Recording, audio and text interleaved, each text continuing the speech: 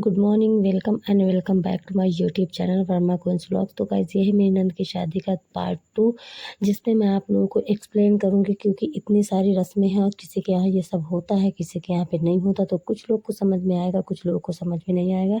इसलिए मैंने डिसाइड किया कि मैं आप लोग को एक्सप्लेन करूँगी ताकि आप लोगों को समझ में आए। तो ये है जयमाला के तुरंत बाद जब लड़की का चढ़ावा होता है, मतलब सब कुछ हो जाता है क्लोजअप वगैरह, तो उसके बाद दूल्हे को बिठा दिया जाता है एक जगह पे, और वहाँ पे भाभी खाना लेके जाती है। तो भाभी खिलाती है और दूल्हे को अच्छी तरह से रेडी करती है। तो मैंने यहाँ पे अपनी जेठानी को भी ले लिया था और यहाँ पे अपनी रस्म करी।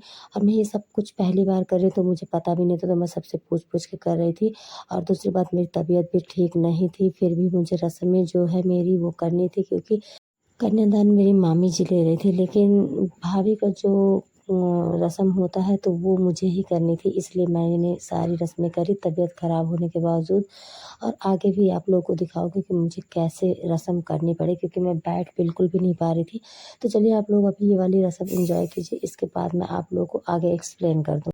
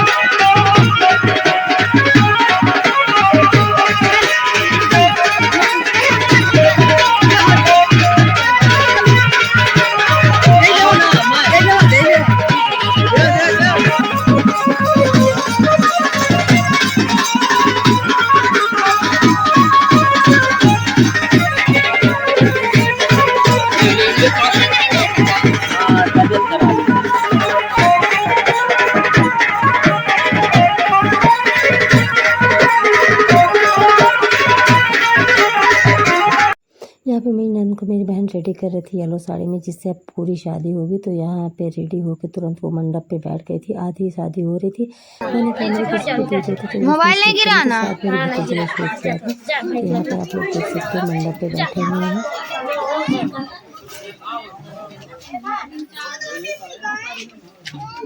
यहाँ पे फिर से मेरी एक रस्म आ चुकी थी जिसे बोलते हैं पैर पूजना। वैसे ये हर एक भाई अपने बहन के पैर पूजता, चाहे वो मैरिड हो या अनमैरिड।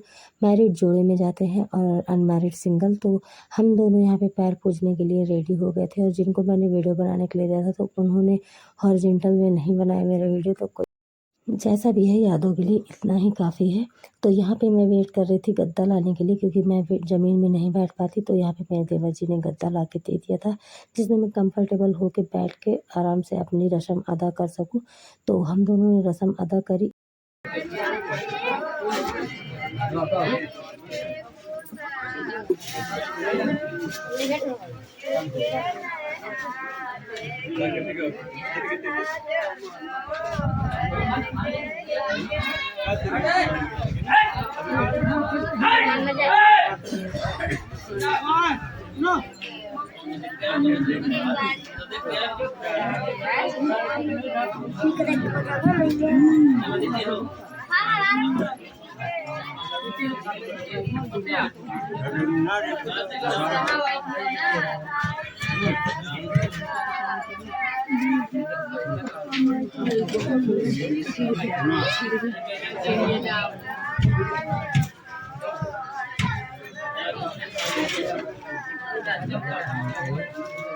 भैया,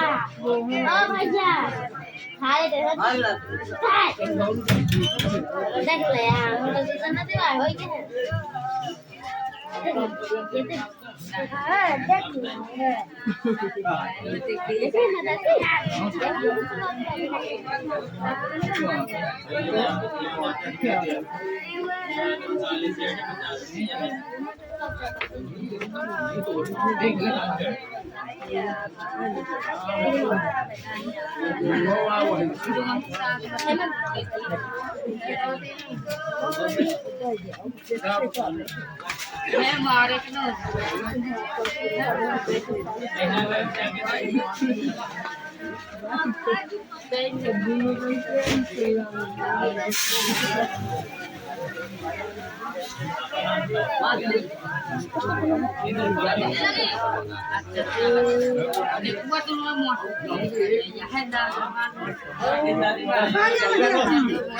लटको नहीं मुझे गिरा दो दुकान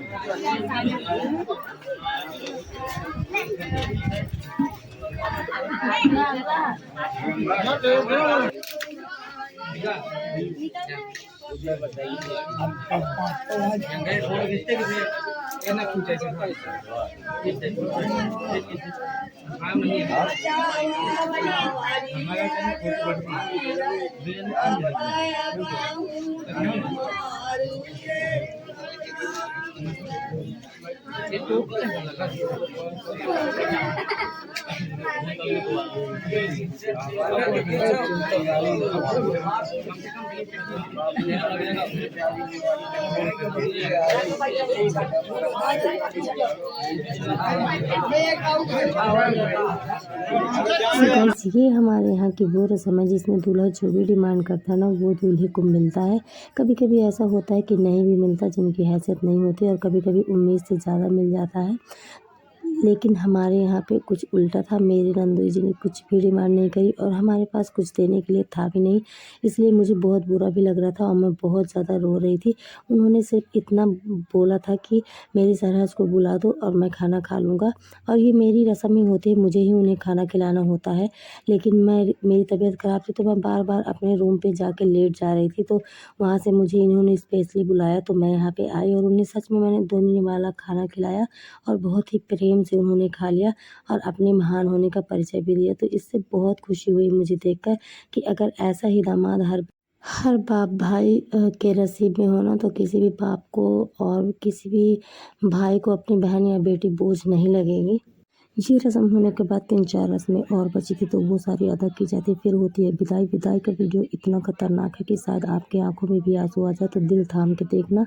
और डालने की हिम्मत नहीं कर रही थी, लेकिन यादों के लिए मैंने डाल रखा है, क्योंकि जितने पार्ट मिस हो गए तो कोई बात नहीं, बहुत सारी रस्में छूट गई थी, क्योंकि मेरी तबीयत ठीक नहीं थी। मैं किससे बोलती कि बार बार जाके वीडियो बना के लाओ। और अगर मैं ठीक भी होती तो शायद ये तो कुछ बन भी गया है, लेकिन अगर ठीक होती तो बिल्कुल भी मैं वीडियो नहीं बना पाती, क्योंकि मेरे ऊपर जिम्मेदारियाँ इतनी होती। और यहाँ पे मेरी तबीयत ख़राब थी, इसलिए मुझे बिल्कुल भी जिम्मेदारी नहीं मिली थी, सिर्फ आराम करना था, तो बन गया। तो आप लोग व्लॉग एंजॉय करिए।